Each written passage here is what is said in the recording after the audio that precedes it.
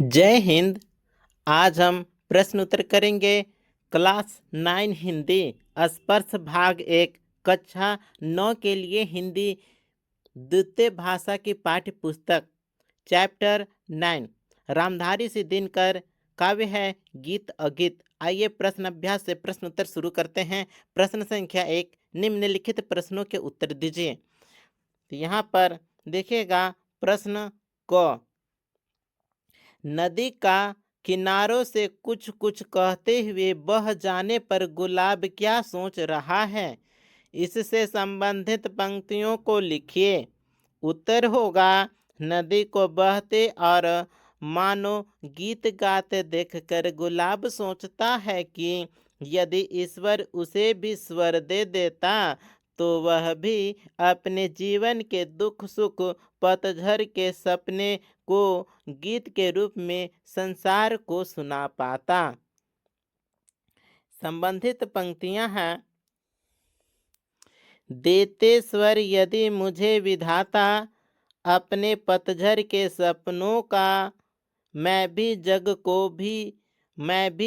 को गीत सुनाता।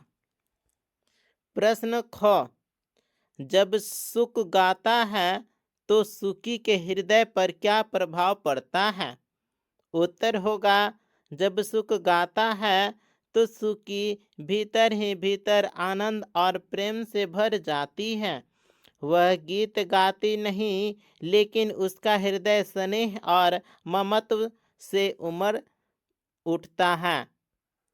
प्रश्न ग, प्रेमी जब गीत गाता है तब प्रेमिका की क्या इच्छा होती है? उत्तर होगा, प्रेमिका चाहती है कि वह भी उस गीत का हिस्सा बने, लेकिन सामाजिक बंधनों के कारण वह चुपचाप छिपकर गीत सुनती है और मन ही मन अपनी इच्छा व्यक्त करती है। प्रश्न घ, प्रथम छंद में वर्णित प्रकृति चित्रण को लिखिए। उत्तर होगा, प्रथम छंद में नदी का तेज बहाव, उसका मानो गीत गाना और तट पर खड़ा गुलाब, यह सब मिलकर सुंदर और भावपूर्ण प्रकृति चित्र प्रस्तुत करते हैं। प्रश्न अंगा, प्रकृति के साथ पशु पक्षियों के संबंध की व्याख्या कीजिए। उत्तर होगा, कविता में पशु पक्षी प्रकृति के साथ गहरे भावनात्मक संबंध में दिखते हैं। सुख का गीत और सुखी का मौन प्रेम दर्शाता है कि प्रकृति में हर जीव भावना से जुड़ा है। प्रश्न च, मनुष्य को प्रकृति किस रूप में आंदोलित करती है? अपने शब्दों में लिखिए। उत्तर होगा, प्रकृति मनुष्य को प्रेम, संवेदना और सौंदर्य के रूप में आंदोलित करती है।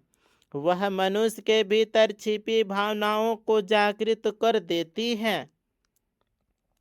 प्रश्न 6, सभी कुछ गीत है, अगीत कुछ नहीं होता, कुछ अगीत भी होता है क्या? स्पष्ट कीजिए। उत्तर होगा, हाँ, अगीत भी होता है। जो भाव मन में है पर शब्दों में व्यक्त नहीं होता, वही अगीत है। वह मौन होकर भी गीत से अधिक सुंदर और गहरा हो सकता है। प्रश्न संख्या ज, गीत अगीत के केंद्रीय भाव को लिखिए।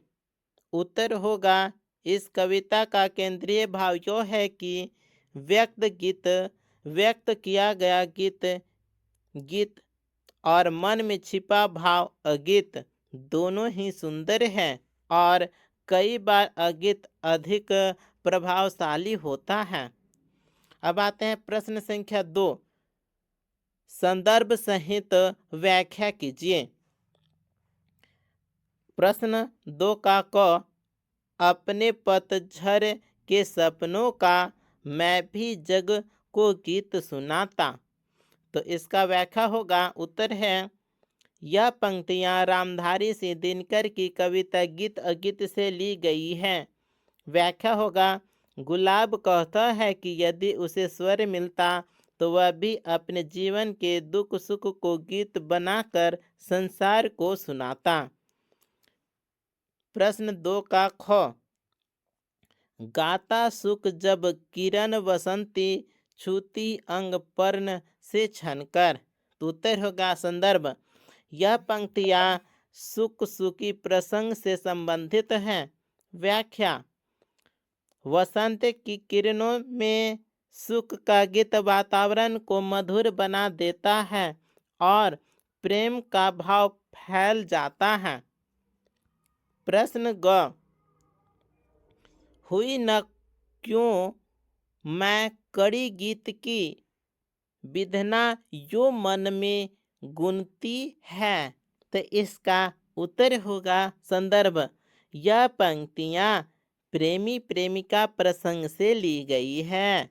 व्याख्या, प्रेमिका मन ही मन सोचती है कि वह प्रेमी के गीत का हिस्सा क्यों नहीं बन सकती। प्रश्न संख्या 3, प्रश्न है, निम्नलिखित उदाहरण में वाक्य विचलन को समझने का प्रयास कीजिए। इसी आधार पर प्रचलित वाक्य विन्यास लिखिए। तो यहाँ पर क प्रश्न है, देखिएगा वाक्य विन्यास में क, देते स्वर यदि मुझे विधाता। तो इसका उत्तर होगा, यदि विधाता मुझे स्वर देते। प्रश्न ख, बैठा सुख उस घनी डाल पर। तो उत्तर होगा, सुख उस घनी डाल पर बैठा है। इसके बाद है प्रश्न ग, गूंज रहा सुख का स्वर वन में। तो उत्तर होगा, सुख का स्वर वन में गूंज रहा है। ख, हुई न क्यों मैं कड़ी गीत की। तो उत्तर होगा, मैं गीत की कड़ी क्यों न हुई। प्रश्न अंगा, सुखी बैठ अंडे है सेते। उत्तर होगा, सुखी अंडे सेते हुए बैठी है। इसी प्रकार से यह प्रश्न उत्तर यही कंप्लीट होता है। मिलते हैं अगले वीडियो में, तब तक के लिए धन्यवाद।